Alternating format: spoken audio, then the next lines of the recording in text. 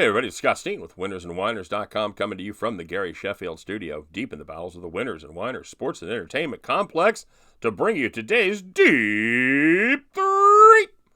Please don't forget to subscribe. Don't forget to like what we're doing here if you're digging on it.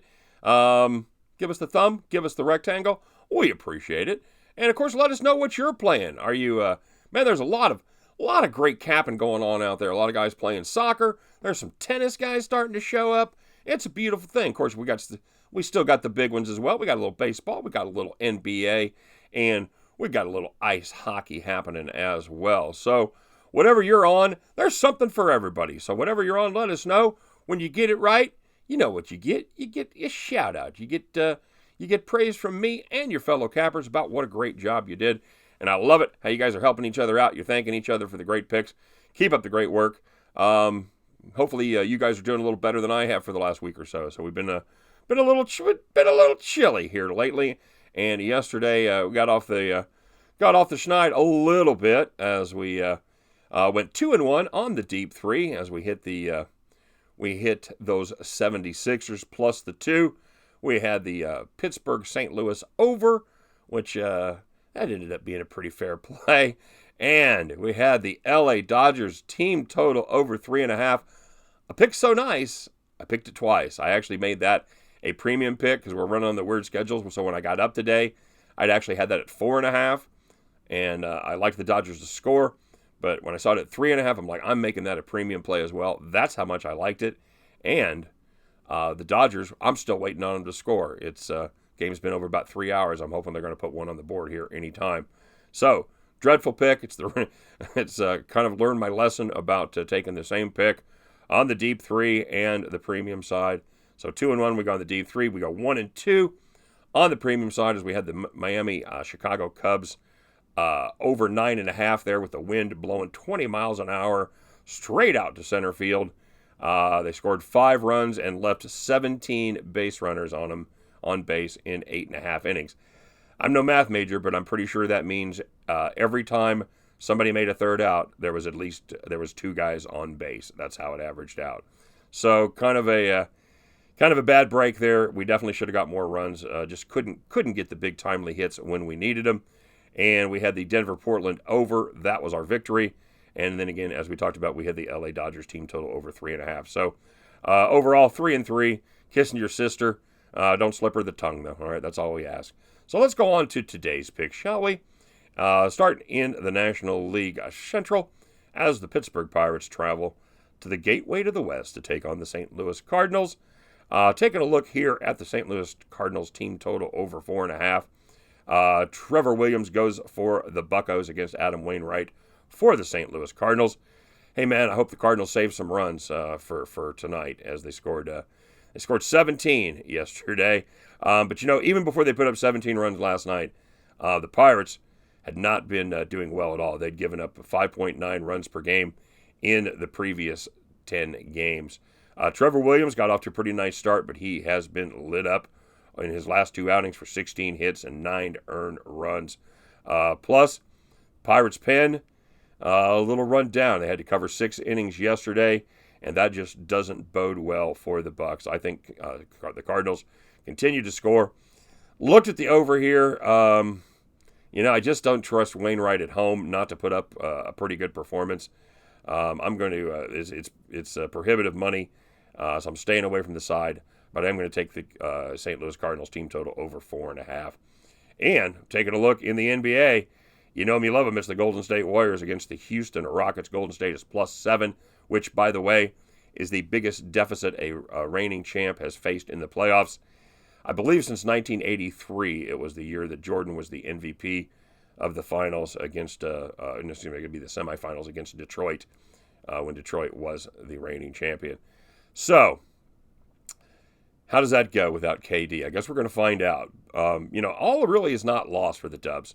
In fact, here's the thing. Not only do they have to adjust their style of play, fair enough, but the Rockets also have to adjust the way that they've been playing defense. They've been playing defense against K-Dub, against KD a lot differently than they're going to play against a team that is going to pretty much focus on Steph Curry.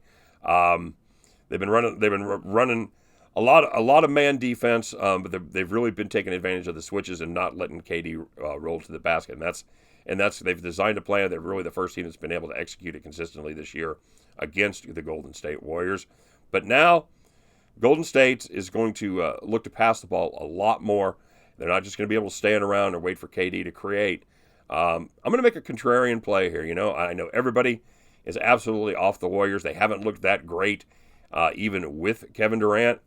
But now I'm going to make a contrarian play. I think this series ends. I think that Golden State takes care of business in Houston.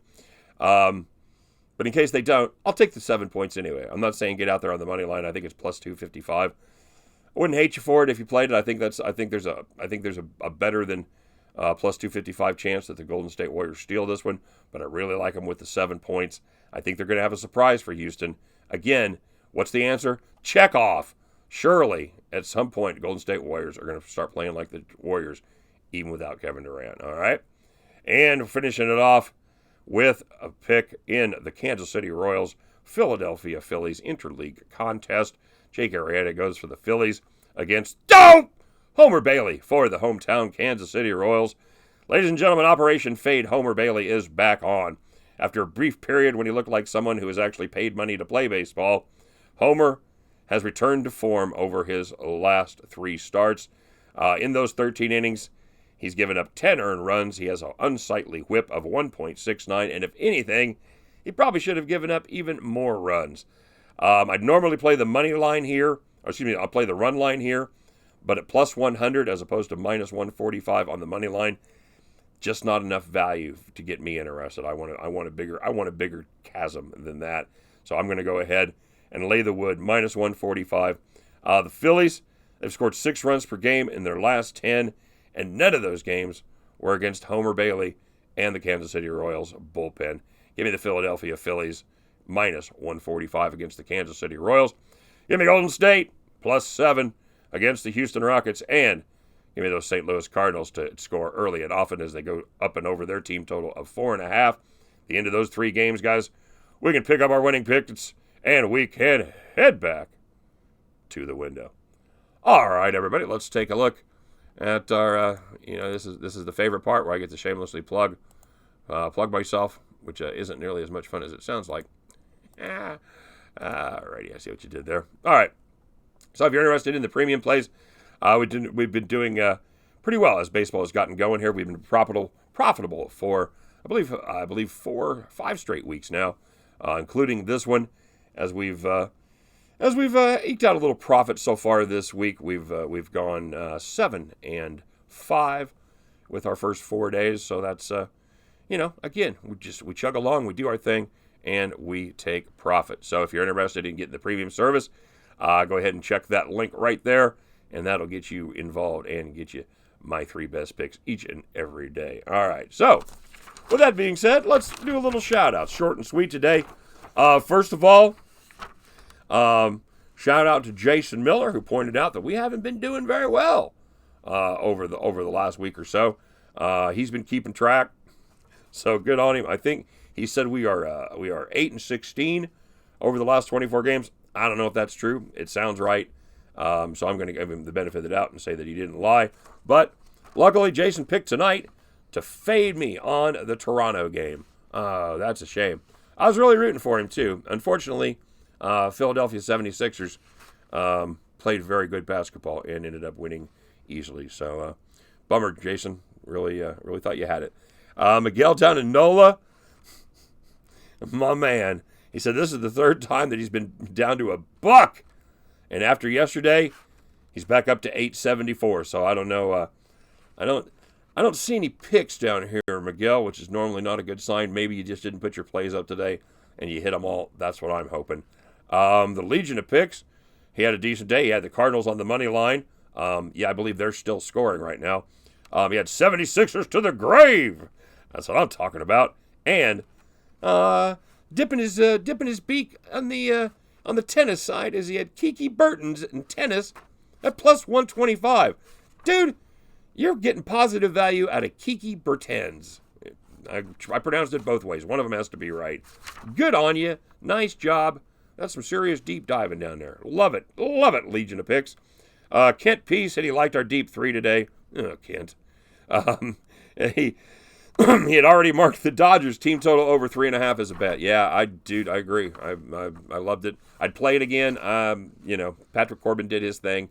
Hats off to him. He had a great start, and he just basically handcuffed the Dodgers, although they still left 9 guys on base. I'm not saying they should have scored 4, but they certainly shouldn't have been on the goose egg. And Hammered Hank said his best afternoon bet was the Cubs on the run line hit it big. It was in all caps, so you know it's big. Well done, Hammered Hank, as Miami Marlins just got nothing going against the Cubbies pitching there. And he also had the Nats plus 1.5 against those Dodgers. Didn't even need it, brother, as the Nats shut them out 6-0. All right, kids, that's all you get for today. You pays your money and you takes your chances. That's all I'm saying. Or in this case, you watch for free and you takes your chances. All right, you guys, have a great day. Happy Friday, everybody. TGIF, and I'll see you on the weekend. How about that? We'll talk to you guys tomorrow. Good luck, everybody. We'll see you. Bye-bye.